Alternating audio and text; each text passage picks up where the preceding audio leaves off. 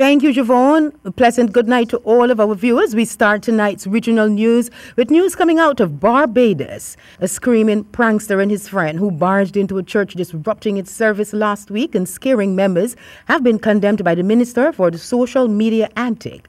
However, in the spirit of the Easter season, Pastor Vincent Wood is saying, "Father, forgive them, for they know not what they do," and he will not be taking the act of disrespect any further. However, police are warning social media pranksters looking to score likes that some of the incidents can be considered harassment, an arrestable offense.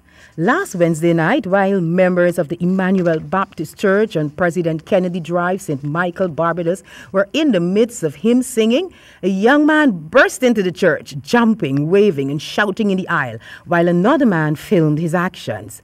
Two deacons sprang into action, grabbed the man and bundled him towards the door, while his friend continued recording the incident that later turned up on Facebook. After the video was posted, some recognized the men as the ones behind some outrageous videos aimed at generating likes and hits on social media. Turning now to the reggae island of Jamaica.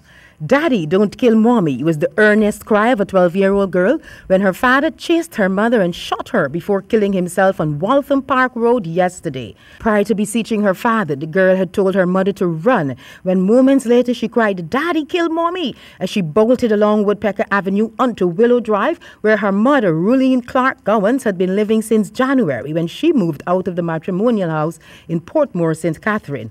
The child, who had been heading to a high school in Kingston when her father, Patrick Gowans, aborted his task to take her to school after he saw her mother along the roadway, she feared the worst. Her cries were not enough. Neither was her strength when she tried to prevent him from killing her mother days before her 13th birthday. The subdued preteen gave bits and pieces of how the murder-suicide unfolded as relatives and representatives from her high school consoled her. The couple, who had been married for 15 years, were both employed by the Department of Correctional Service as warders. Ruleen's father, Melford Clark, who sat among the relatives, alleged that Gowans had threatened to kill his daughter and that he had told her to leave everything at their house and come home, which she did. In fact, Clark said he had gone to the Waterford police station and he had made a report. Clark explained that after he informed the police that Gowans had threatened to kill his daughter, Gowans' firearm was seized. The dead woman's father said he was surprised that the gun had been returned to Gowans and questioned the reasons when a death threat was made. Clark said that minutes before his granddaughter had run back to the house to tell the family about the tragedy, he had been sitting outside when his daughter, otherwise known as Donna, told him later and left for work. That was the last time he saw her. "Not even 5 minutes later, I saw the car speed past, but I thought he was running late to drop off his daughter," the grief-stricken father said as he sat in a chair on the veranda. Clark Gowans' older daughter, Shantae MacDonald, told the Jamaica Observer that Gowans had previously attempted to kill her mother in the parking lot at South Camp Juvenile Correctional and Remand Center for Girls on February 12. However, his efforts had been thwarted when she raised an alarm.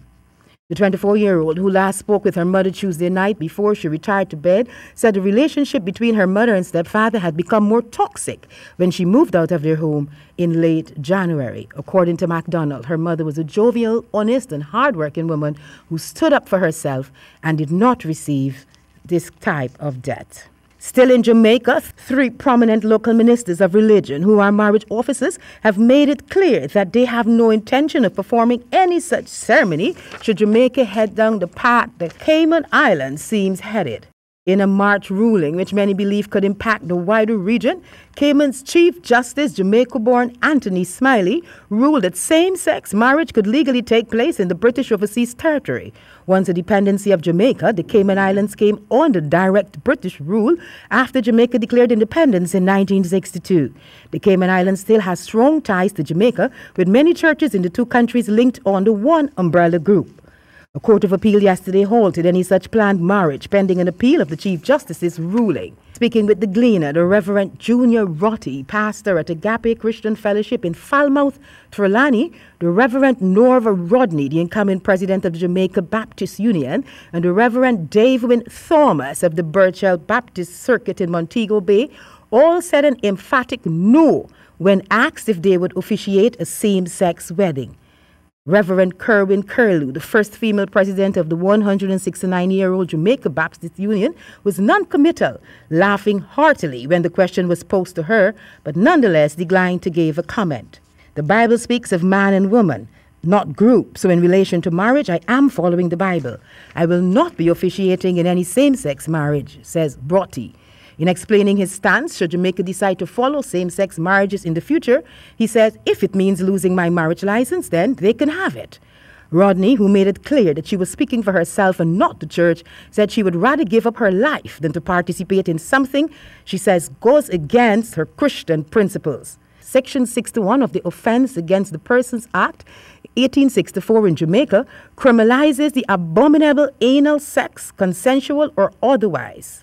The maximum penalty is 10 years in prison. And turning now to Trinidad, a self-confessed panty thief was sent to prison for 4 years on Wednesday after eluding officers for almost a year. Brian McKenzie, 36, was nabbed by undercover police officers earlier this week near a bar in Sande Chiquito, a village south of Sande Grande. Police said McKenzie was accused of stealing various items of clothing which were put out to dry by homeowners. He's accused of stealing women's underwear and men's clothing, household items, fruits, vegetables, and threatening homeowners who confronted him in the Sande Chiquito district. McKenzie appeared before Magistrate Brahmanandan Dubey in the First Magistrates Court on charges of burglary. He pleaded guilty to the offences. Police prosecutor Sergeant Nicholas Ramdeen told the magistrate that the prisoner had a long list of pending matters. And that wraps up our regional news for tonight. Back to you, Javon.